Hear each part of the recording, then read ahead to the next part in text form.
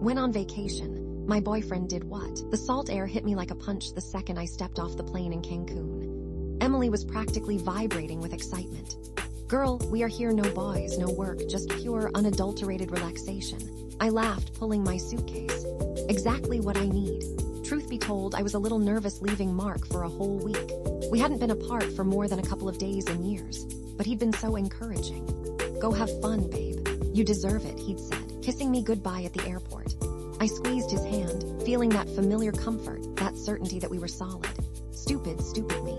The first few days were bliss. Emily and I lounged by the pool, drank fruity cocktails with tiny umbrellas, and gossiped about everything and nothing.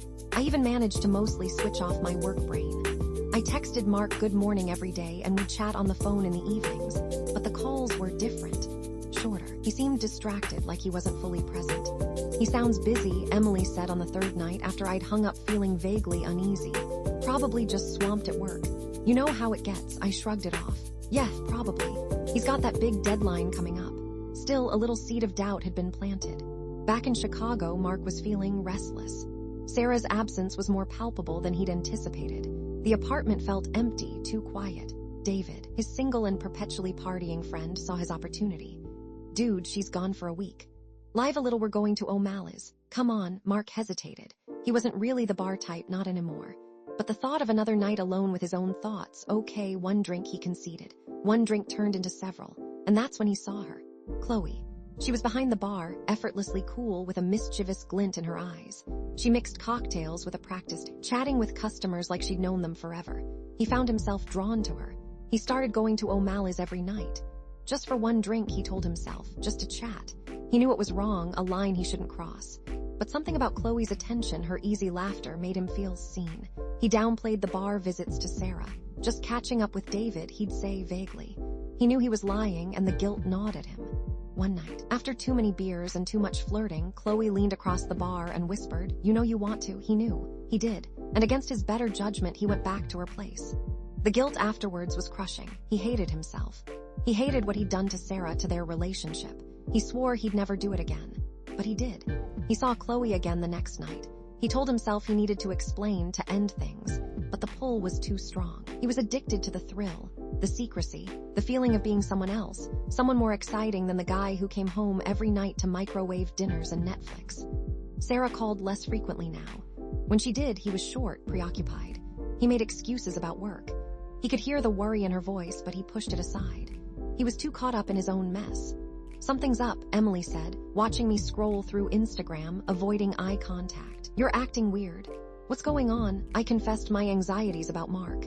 The distracted calls, the vague texts. I don't know, Em. I just have this feeling. Emily squeezed my hand. Trust your gut, Sarah, you always know. That's when I decided to cut the vacation short.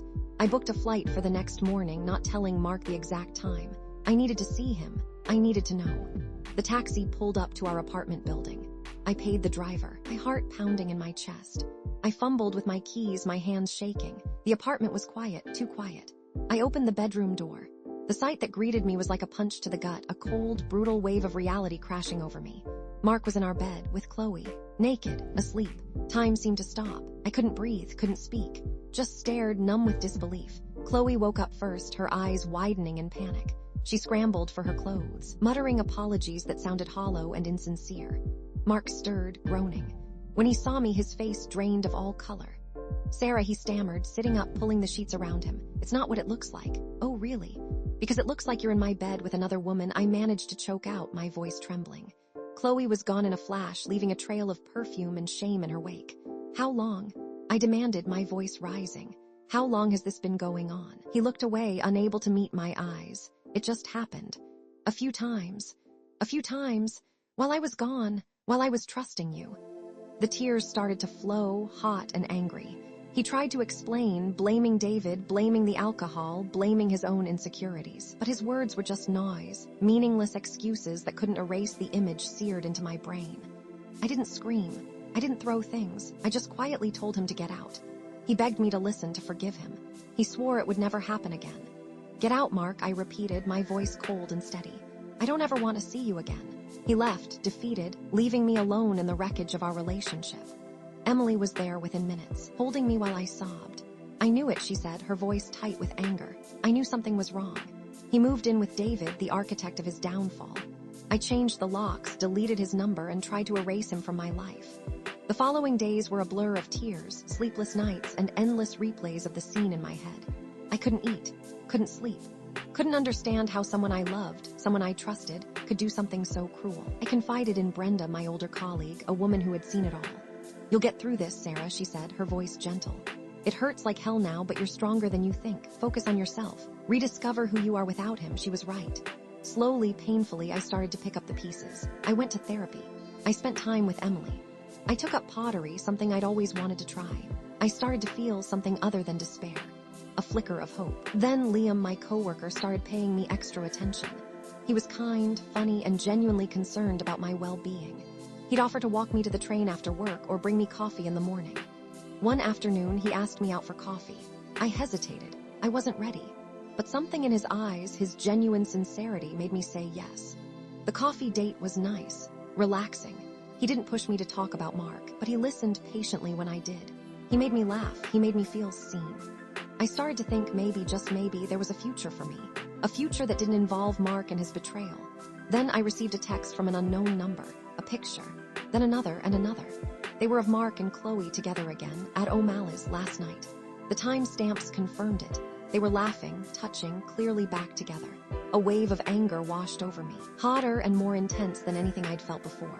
It wasn't just sadness anymore. It was rage. A burning desire to make them pay. Who had sent these pictures?